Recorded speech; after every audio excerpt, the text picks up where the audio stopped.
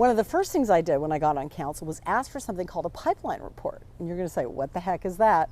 It's a report that tells us how much housing is being built at what income levels. What did we find out when we got the report?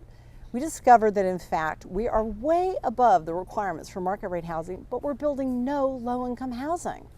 We are essentially not building for working people in Berkeley. That's a concern and something that we need to rectify.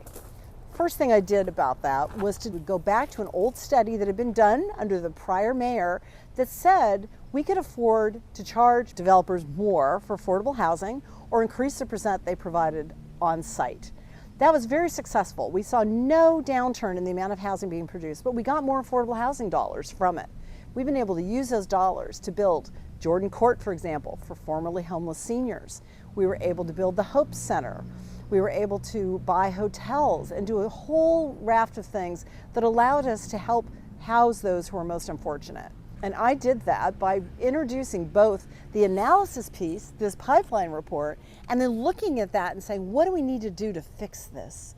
Another thing I attempted to do, which was rebuffed by the mayor and some council members, was to say that there were tax cuts from the Trump administration to create what are called as opportunity zones. Our planning department had declared the downtown an opportunity zone, when is really kind of ridiculous because it is the most valuable pieces of property in the entire city.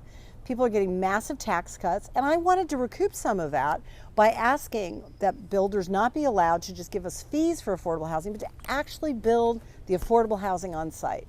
That was not successful, but I promise you, I will bring that back as mayor. I will also bring back the idea of objective design standards or planning standards. This isn't about the paint colors. It isn't even really about the height. It's about things like, how do we make sure we have adequate flow for pedestrians that come in and out of these buildings? How do we make sure that we have enough ground that isn't covered in cement to allow water to gather in our water table so we don't create more climate change? Those are the kind of standards we need to talk about. I don't believe in a city without standards.